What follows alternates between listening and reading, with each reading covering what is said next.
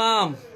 পশ্চিমবঙ্গের সমস্ত মুসলিম সম্প্রদায়ের মানুষকে বলছি, এর আগেও বলেছিলাম যে মসজিদ মাদ্রাসাগুলো রেজিস্ট্রেশন করেন ট্রাস্টের মাধ্যমে।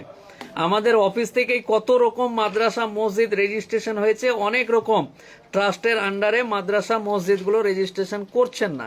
কেন করছেন না?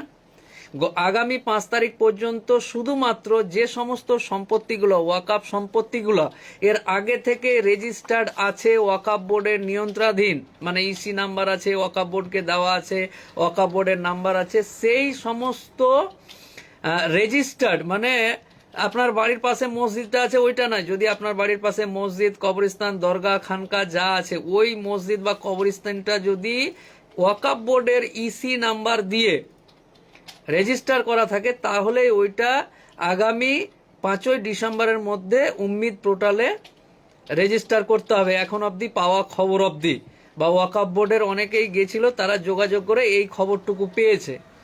কিন্তু আগামী যে দিনগুলো আসছে এই দিনগুলোর জন্য প্রত্যেকটা মসজিদ মাদ্রাসা যারা রেজিস্টার করেনি, কলকাতায় আমার অফিসটার পিছনেই রেজিস্টার অফিস আছে, সেখানে ট্রাস্ট বা মসজিদটাকে রেজিস্ট্রেশন করতে হবে। ইন ফিউচারে যদি কোনো রকম এরকম আসে তাহলে তখন কিন্তু এই জিনিসগুলো সুবিধা হবে। হাজারবার বলার চেষ্টা করছি, বর্তমান দিন এবং বর্তমান পরিস্থিতির উপর লক্ষ্য রেখে এই পরামর্শগুলো আমি দিই, কিন্তু শুনতে বা মানতে তো সমস্যা, বুঝতে পারলেন না? একেবারে গলার কাছে যতক্ষণ না জলটা আসছে ততক্ষণ পর্যন্ত মানতে অসুবিধা হচ্ছে, বুঝতে পারলেন না? ওরে বাবা, এটা খুলছে না নাকি খুলেছে? বুঝতে পারলেন ব্যাপারটা? যে বারবার বলছি যে আপনারা এই জিনিসগুলোকে করেন।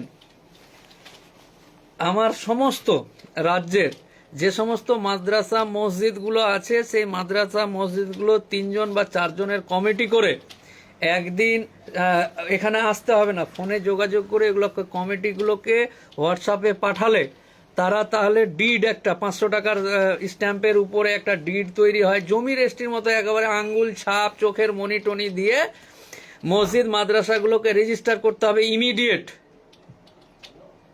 উকিল বাবুর লাভ হবে নাকি? না রে বাবা, উকিল বাবুর লাভ নয়, নিজের লাভটা দেখেন। বর্তমান বারবার একটা কথা ওপেন ফেসবুকে বারবার বলছি যে অল্প কথাতেই বুঝে নিতে হবে যে এই সমস্যাগুলো সমাধান করতে হবে দ্রুত, না হলে উম্মিদ পোর্টালে, যেমন আজকের দিনে উম্মিদ পোর্টালে 5ই ডিসেম্বরের মধ্যে যে সমস্ত ওয়াকাফ প্রপার্টিগুলো রেজিস্টার্ড আছে আগে থেকেই, আপনার পাড়ার মসজিদ, আপনার পাড়ার কবরস্থান, আপনার পাড়ার খানকা, যেটা আপনার বাপ চাচা মানে কি বলে দান টান উঠিয়ে যেটা করেছেন, বা আপনার বাপের জমিতে যেটা মসজিদ আছে সেটা না, যে জমিটা বা যে মসজিদটা অলরেডি ওয়াকাফ আছে, যেমন কলকাতার নাখোদা মসজিদ, কলকাতার ওই কি বলে এটা টিপু সুলতান মসজিদ, বুঝতে পারলেন না? এগুলো অলরেডি রেজিস্টার্ড আছে। এই জিনিসগুলো 5ই ডিসেম্বরের মধ্যে করতে হবে।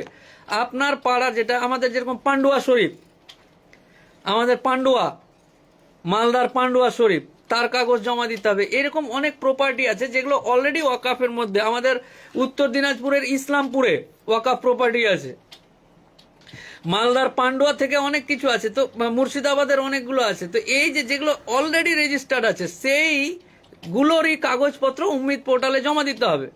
এরপর পরবর্তী কি অর্ডার আসবে না আসবে আল্লাহ ভালো জানে, আমিও কিছু জানি না।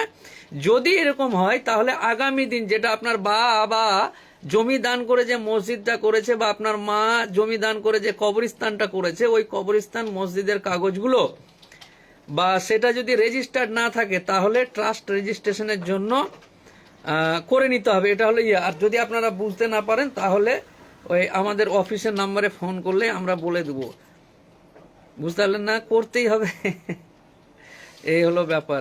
যারা এখনো করেনি তারা করে